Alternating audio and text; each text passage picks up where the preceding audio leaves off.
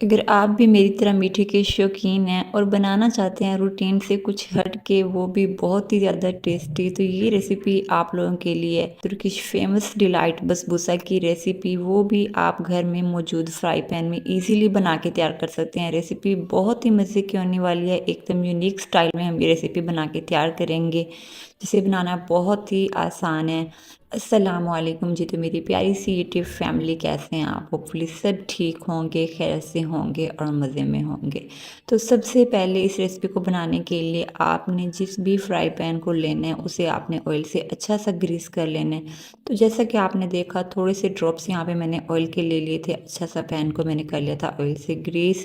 साथ ही यहाँ पे बारी आती है दूसरी तरफ, तो यहाँ पे मैंने ले लिया था एक बाउल, इसमें शामिल कर लेंगे 1 कप भर के यहाँ पे मैंने सूजी का ले लिया था। साथ ही इसमें आपने आधा कप और सूजी, मतलब 1.5 कप टोटल यहाँ पे मैंने सूजी शामिल कर ली थी।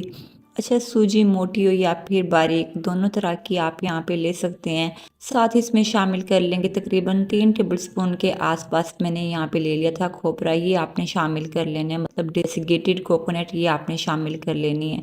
तो दोनों चीज़ें आपने अच्छे से मिक्स कर लेनी है। और अगर तो आप मेरे चैनल पर फर्स्ट टाइम विजिट कर रहे हैं तो लाइक, सब्सक्राइब एंड शेयर करना मत भूलिएगा, क्योंकि इसी तरह की मज़े मज़े की यूनिक एंड टेस्टी रेसिपीज़ मैं आप लोगों के साथ शेयर करती रहती हूँ।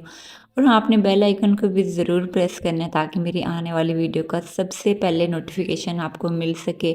साथ ही दूसरी तरफ यहाँ पे मैंने ले लिया था एक सॉस पैन, इसमें शामिल कर लेंगे 1 कप भर के यहाँ पे मैंने ले लिया था दूध। साथ ही इसमें शामिल कर लेंगे तकरीबन 1/4 कप यहाँ पे मैंने ऑयल का ले लिया था, और साथ ही इसमें शामिल कर लेंगे तकरीबन 1 कप के आसपास यहाँ पे मैंने ले ली थी चीनी, और साथ ही इसमें शामिल कर लेंगे टेस्ट के लिए, थोड़ा सा फ्लेवर देने के लिए मैंने वनीला एसेंस ले लिया था, ये आपने शामिल कर लेना है। सबसे पहले आपने चीनी को कर लेना है अच्छा से मिक्स। जैसे ही चीनी अच्छी से मिक्स हो जाएगी, तकरीबन 4 से 5 मिनट के लिए आपने लो फ्लेम पे छोड़ देना, ताकि अच्छी से यहाँ पे चाशनी टाइप हमारा दूध जो है वो बन के तैयार हो जाए।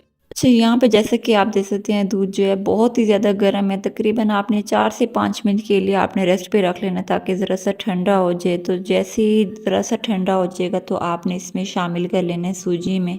तो सूजी में आपने शामिल कर लेने के बाद अच्छी सी मिक्सिंग कर लेनी है, किसी तरह की लम्स, किसी तरह की गुठलियाँ बिल्कुल नहीं रहनी चाहिए। और फ्रेंड, भी कोशिश होती है मैं अपनी यूट्यूब फैमिली के साथ ऐसी रेसिपीज़ शेयर किया करूँ जो टेस्टी और हेल्दी होने के साथ साथ बजट फ्रेंडली भी हों। तो जैसे कि आपने देखा, बहुत ही इजी वे है इसे बनाने का। तो खैर, यहाँ पे दूध शामिल कर लेने के बाद मैंने 3 से 4 मिनट के लिए इसे रेस्ट पे रख लिया था ताकि सूजी जो है वो थोड़ी सी फूल जाए। तो दूसरी तरफ हमने यहाँ पे फ्राई पैन भी ऑयल से अच्छे से ग्रीस कर लिया था, इसमें आपने सारा बैटर जो है ये शामिल कर लेना है। तो यहाँ पे बारी आती है इसे डेकोरेट करने की, अपनी पसंद के कोई से भी आप ड्राई फ्रूट्स ले लें, इस तरह से आपने लगा लेने हैं। और मिठाइयाँ तो आपने बहुत सी खाई होंगी, मीठे भी आपने बहुत से खाए होंगे, लेकिन एक बार मेरे कहने पे ये मीठा ज़रूर ट्राई कीजिएगा। यकीन जाने बहुत ही मज़े का, एकदम डिफरेंट किस्म का यूनिक टेस्ट जो है ये आपको इसमें मिलेगा। तो जैसा कि आपने देखा, यहाँ पे सारे बादाम वगैरह जो थे मैंने इस तरह से लगा लिए थे। अब यहाँ पे बारी आती है इसे बेक करने की। अच्छा, यहाँ पे बताते चलूँ, इस रेसिपी को नॉर्मली जो बनाया जाता है ना, ओवन में बनाया जाता है, लेकिन मैंने आप लोगों के लिए ये रेसिपी आसान कर दी है। तो घर में मौजूद फ्राई पैन में आप इजीली इसे बना के तैयार कर सकते हैं। तकरीबन यहाँ पे मैंने इसे तकरीबन यहाँ पे मैंने 20 से 25 मिनट के लिए इसे बेक कर लिया था। आप देख सकते हैं यहाँ पे हमारा अच्छा सा बसबूसा जो है ये बन के तैयार है। अब यहाँ पे बारी आती है इसे मज़ीद टेस्टी बनाने की। तो यहाँ पे इसमें शामिल कर लेनी है आपने चाशनी।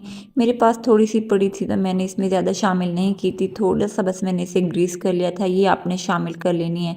यकीन जाने बहुत ही मज़े का, बहुत ही टेस्टी ये बन के तैयार हुआ था।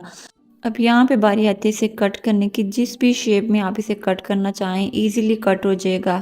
तो मेरे ख्याल से इस मज़ेदार सी रेसिपी के लिए लाइक, सब्सक्राइब एंड शेयर करना तो बनता है, और मज़ीद इसी तरह की यूनिक एंड टेस्टी रेसिपीज़ देखने के लिए मेरे चैनल पेज का विजिट ज़रूर कीजिएगा। इंशाल्लाह तमाम की तमाम रेसिपीज़ आप लोगों को बहुत ही ज़्यादा पसंद आएंगी। इसी के साथ मुझे दें इजाज़त, अपना ढेर सारा ख्याल रखिएगा और मुझे भी अपनी दुआ में याद रखिएगा। अल्लाह हाफिज़।